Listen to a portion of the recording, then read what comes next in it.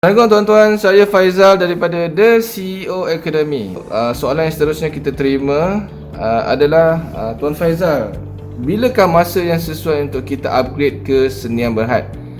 Alright, baiklah. So soalan ni adalah macam mana ataupun bilakah masa yang sesuai daripada Enterprise nak ke Senyum Berhad. Alright. Jadi tuan-tuan, kalau biasanya dalam seminar saya akan bagi tahu tiga. Okey, dalam ada tiga signal lah. Okey, kalau anda sesuai nak ke Senyum Berhad.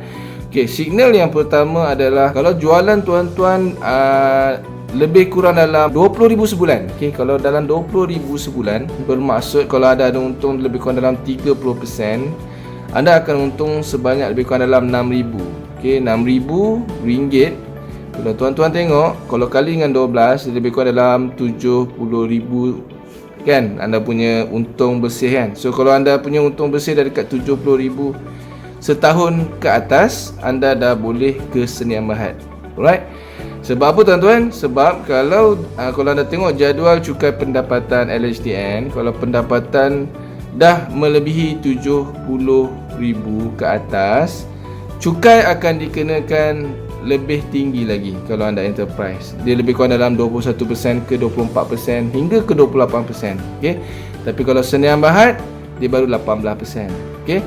Tapi kalau tuan-tuan punya jualan lebih rendah daripada maksudnya kalau jualan tuan-tuan lebih rendah daripada 20,000 ataupun tuan-tuan punya untung sebulan lebih rendah, mungkin dalam 6,000 ke bawah, okey, sebenarnya is okay kalau tuan-tuan maintain je enterprise. Okey. Sebab cukai enterprise adalah daripada 0 hingga 18%. Dia lebih jimat daripada Senyum Berhad kalau tuan-tuan buka. Okey. Jadi sebab tu, okey, dia faktor pertama adalah jualan. Sebab jualan menentukan berapa banyak teks yang tuan-tuan akan bayar. Okey, keuntungan daripada jualan lah, right? So, itu kalau untung 30%. Kalau tuan-tuan untung 10%, tengok pada nature business lah. Senang cerita macam ni. Kalau tuan-tuan punya untung sebulan dah lebih daripada orang kata 6,000 ke atas, tuan-tuan dah boleh dah. Okay, ni untung bersih tau, maksud saya untung bersih, bukan jualan. Untung bersih dah lebih daripada 6,000 ke atas, tuan-tuan dah boleh dah nak kena Senyum Berhad. Alright. Tapi boleh jadi ada business owner dia tak ada untung. Okay, kalau dia tak ada untung, tuan-tuan mungkin dia ambil gaji banyak. So gaji katakanlah untung katakan 6,000, dia ambil 6,000 tu semua sebagai gaji. Okey, itu pun sebenarnya dah orang kata layak dah nak kena ke Senyum Berhad dan tuan-tuan akan start kena tax yang tinggi kalau tuan-tuan tak convert. Okey, itu yang pertama, iaitu jualan. So signal yang kedua adalah kalau tuan-tuan nak bina legasi untuk bisnes anda. Okey. Bina legasi maksud saya mungkin tuan-tuan nak wariskan ke anak-anak. Alright. Tuan-tuan buat bisnes, kalau tuan-tuan buat enterprise, tuan-tuan tak boleh wariskan bisnes tersebut. Sebab kalau tuan-tuan meninggal, enterprise tu sekali akan meninggal. Okay, sebab dia tak boleh nak bertukar tangan. Kalau Senyum Berhad, dia boleh bertukar tangan. Alright. So itu yang nombor 2 adalah legasi. Okay, dalam seminar Road to Senyum Berhad, saya akan ajar tuan-tuan macam mana nak membina legasi ataupun empayar perniagaan. Okay, kalau tuan-tuan tengok Tan Sri Sheikh Motabuari, dia ada lebih kurang dalam 100 lebih syarikat Senyum Berhad. Kalau tuan-tuan tengok owner Sunway, tahu tak Sunway? Sunway Lagoon. Kalau tuan-tuan pernah pergi Sunway Lagoon dia ada Sunway Construction, dia ada Sunway Property, dia ada Sunway Material, okay, dia ada Sunway Leisure, Senyum Berhad. Okay, dia ada banyak Senyum Berhad. Okay, macam ni dia berkembang. Ini yang saya panggil dia legasi. Okay, so tuan-tuan, yang ketiga adalah tuan-tuan jangan buka Senyum Berhad kalau tuan-tuan tak ada ilmu. Okey, tuan-tuan kena cari ilmu dulu. Okey, bila dah ada ilmu, boleh ada signal untuk tuan-tuan buka Senyum Berhad. Sebab ramai orang dia buka Senyum Berhad, dia tak ada knowledge. Okey, macam saya dulu waktu mula-mula saya buka Senyum Berhad, tak ada orang ajar pun saya pasal Senyum Berhad ni. Apakah dia director, apakah dia shareholder, apakah dia beza antara PLT dengan Senyum Berhad. Okey, contohnya perbezaan yang ketara adalah saham. Okey, saham PLT tak ada saham, Senyum Berhad ada saham. Kenapa pentingnya saham? Okey, saham tempat kita nak kumpulkan duit, kita kumpulkan modal, kita bekerjasama dengan orang lain, okey, dengan partner lain, dengan shareholder lain. Okey, bisnes tuan-tuan lebih mudah kalau kita bekerjasama berbanding dengan kita seorang-seorang memikirkan benda tu. Okey, saya nak tambah lagi satu. Okey, dia ada 3 tadi sebab kenapa daripada enterprise kita kena Senyum Berhad kan. Sebab yang lain adalah kemungkinan kita nak berpartner. Okey, kalau tuan-tuan nak buka berpartner, Kalau macam saya, macam mana saya, alhamdulillah kita dah ada 8 senyam berhad sebab kita berpartner. Okey. Partner ni boleh jadi baik, boleh jadi jahat. Okey, saya pun ada pengalaman yang buruk tentang partnership dan saya alhamdulillah ada pengalaman yang baik juga tentang partnership. Okey, dia bergantung pada rezeki dan orang kata vision dan mission setiap pemilik ataupun setiap partner tu. Alright.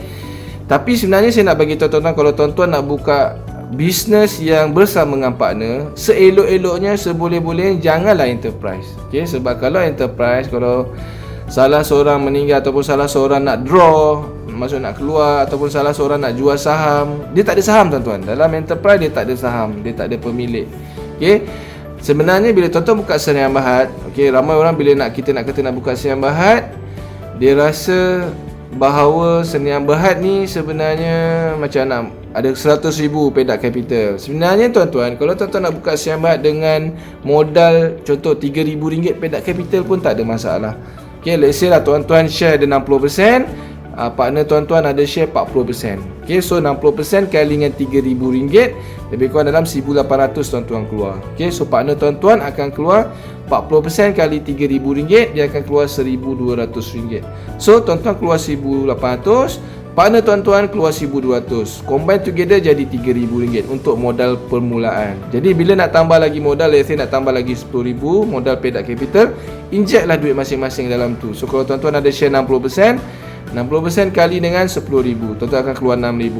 Nampak tak? Dia sebenarnya memudahkan dari segi modal, memudahkan dari segi kita nak buat kerja sama-sama. Maksudnya kau buat kerja kau, aku buat kerja aku. Contoh macam tuan-tuan bagi-bagikan lah.